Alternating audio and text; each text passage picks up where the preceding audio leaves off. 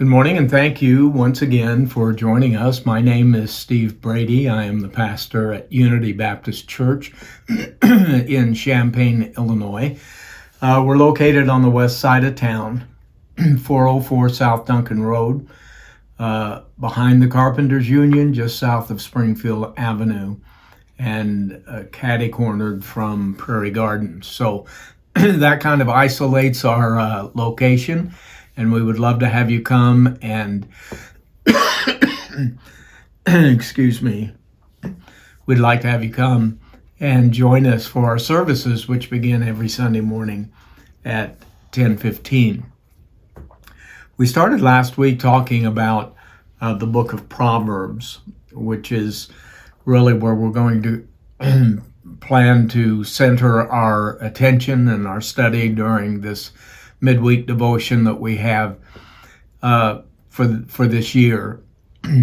And we're going to look today at verses 10 through 19. I'll read that in just a moment. But the point that was made last week, and I think it needs to be reemphasized today, is that the fear of the Lord is the beginning of knowledge. Solomon was a very wise man, a very smart man. We find out in the book of Ecclesiastes that he had his fingers in many different areas of the culture of Israel during his reign of approximately 40 years. And he was brilliant. And the thing that made him so famous was his wisdom and the blessing of God upon his life. Now, Solomon was not perfect. No Bible character is perfect. He had his faults, certainly, and those faults ultimately drug him down. But he was still considered one of the wisest, if not the wisest man that ever lived. And he initiates the book of Proverbs with that statement: the fear of the Lord is the beginning of knowledge, but fools despise wisdom and instruction. So knowledge does not begin with learning a lot of things. Knowledge begins with the fear of the Lord. The greatest thing any of us can know is the Lord. I mean, we are created for His glory, and the greatest knowledge we can possess is the fear of the Lord. And by the fear of the Lord, it doesn't mean that we sit quaking about the Lord. It means it talks about priority. It talks about fear in the sense of respect and high honor that we give to the Lord. That's the beginning. That's where you start. If you're going to end up with a life of wisdom, it has to start with the fear of the Lord, with that knowledge of Him, who He is, what He has done, what He has promised, and the accomplishments that He has made through Christ upon the cross in His death, burial, and resurrection that has been done for us, that we might come into a relationship with Him and have the knowledge of Him. And He has given to us a book, the Bible, the Scriptures, both Old Testament and New Testament, that outline for us the redemptive process. What has Christ done? What has God done that you and I might be saved? It's all in His book. We teach that in our church, and we would love for you to come and join us. But I want to start in verse number 10 as Solomon addresses his son. Now, which son this is, nobody knows. But he's talking to his son as a father who knows the Lord, who has great wisdom, and now he instructs. The fear of the Lord is the beginning of knowledge, but fools despise wisdom and instruction. If we will not listen to the wisdom of those who fear the Lord, then we're a fool. So let's listen to what Solomon says to his son. He said, "My son, if sinners entice thee, consent thou not. If they say, 'Come with us, let us lay wait for blood, let us lurk privately for the innocent without cause. Let us swallow them up alive as the grave, and whole as those that go down into the pit. We shall find all precious substance. We shall fill our houses with spoil. Cast in thy lot among us. Let us all have one purse. My son, walk not thou in the way with them. Refrain thy foot from their path. For their feet run to evil and make haste to shed blood. Surely in vain the net is spread in the sight of any bird, and they lay wait for their own blood. They lurk privately for their own lives. So are the ways of everyone that is greedy of gain, which taketh away the life of the owners thereof." So we have knowledge, wisdom, and instruction. And Solomon's advice to his son begins with this: "If sinners entice thee, consent thou not." You know, growing up is a harrowing experience. There's so many things out here that can destroy, that can ruin in a fallen world. And so Solomon tells his son, be careful with those who seek to entice you to do things that are off the path.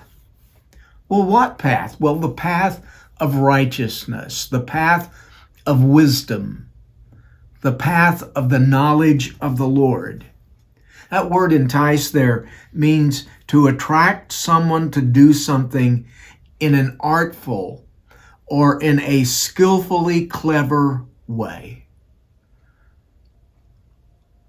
My son, if sinners seek to cause you to do something in an artful or skillfully clever way, don't fall for this. A good part of our instruction to our children is teaching them about choosing friends. Verses 11 through 14, he talks about the friends of his children. Look out for these kinds of people. We need to teach our children the deception of sin and the deception of sinful people. And Solomon tells his son how they work in these verses. This is how they work. This is the kind of thing that they're going to entice you with. You know, come with us. Come on. We have to carefully monitor our kids' friends. I can remember thinking, you know, of as our children were growing up, you know, how closely we monitored, my wife and I monitored their friends. If you want to know where your kids are spiritually, if you want to know where their mind is at, look at their friends. And we need to advise them. We need to keep an open channel of communication with them so that we might instruct them, that we might warn them, that we might help them to look beyond the surface of this person and begin to judge the attitudes of their heart and of their life. Warn them, as Solomon does here, of the consequences of evil associations. You know, it says in 1 Corinthians chapter 15 and verse number 33, be not deceived. Evil communications corrupt good manners. In other words, associating with people of evil intentions are going to corrupt us. We have to be careful about that. Solomon informs his son how their ways end in these verses. And he says there in verse number 15, he says, my son, walk not thou in the way with them, refrain thy foot from their path. Well, why, Dad? Because their feet run to evil and they make haste to shed blood. I have seen it in my ministry. Good kids, good teenagers who began to associate with the wrong crowd, and it ruins them. You know, I've challenged kids before, why don't you be the influence? Why don't you be the one that influences them to righteousness? Why do you go along with them, do what they do, speak as they speak, have the attitude that they have? Why do you do that instead of being the light, the salt, the one that influences people for the good and not the bad? And Solomon gives a warning to his son. He says there in verse number 17, surely in vain the net is spread in the sight of any bird.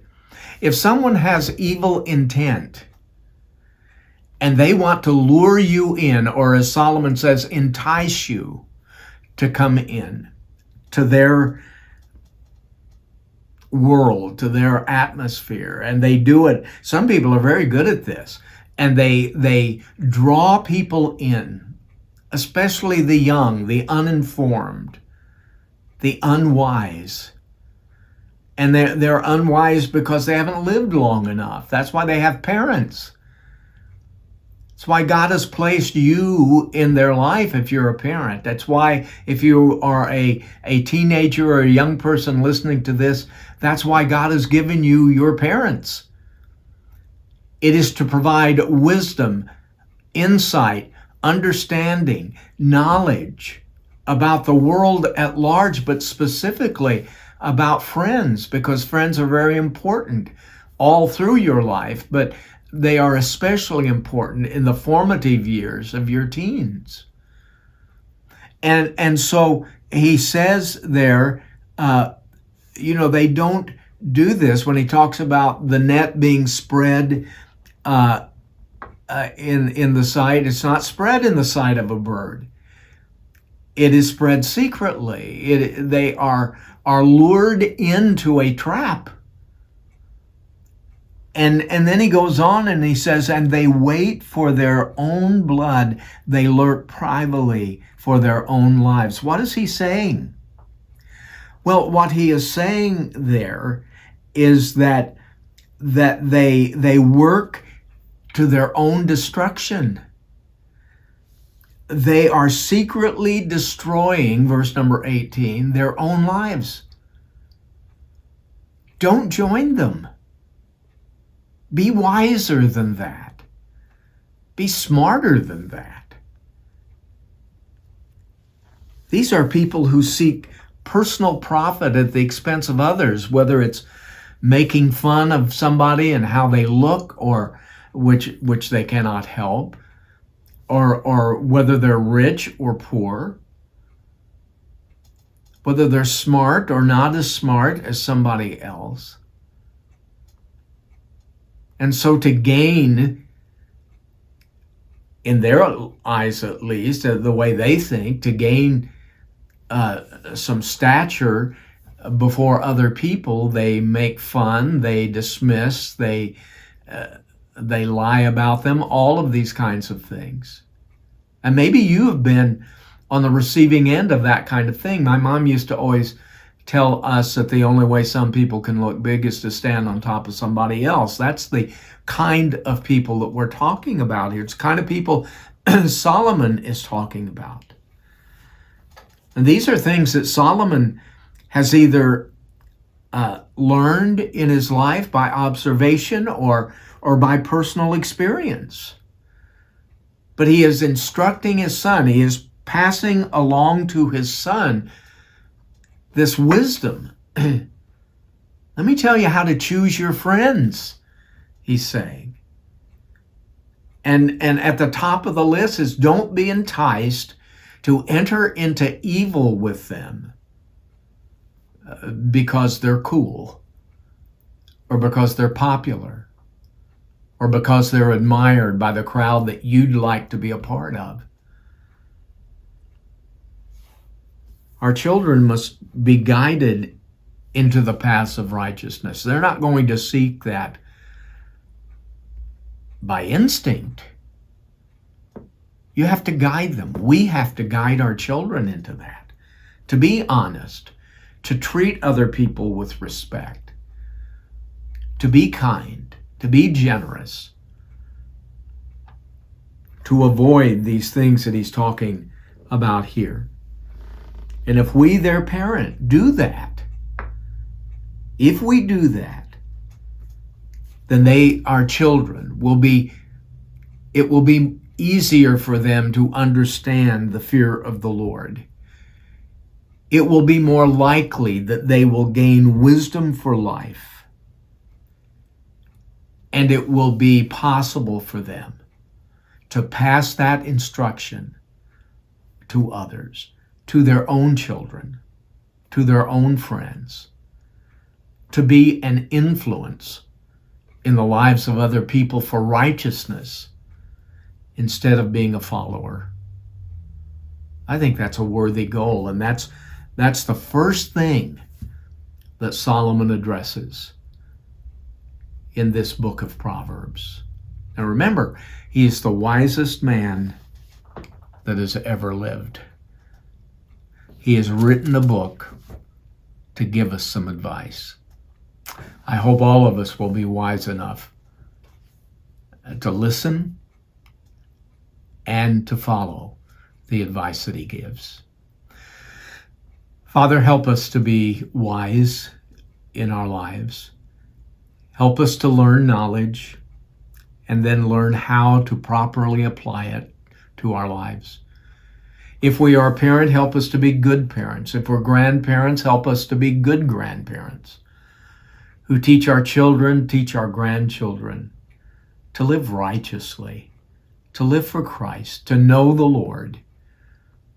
I pray that you will help us to take the wisdom that Solomon was given from you to share with us, to take it to heart, to apply it to our life, and to live out in our lives what you have worked in through our salvation. We ask in Jesus' name, amen. Thanks for joining us today. God bless you and have a wonderful day.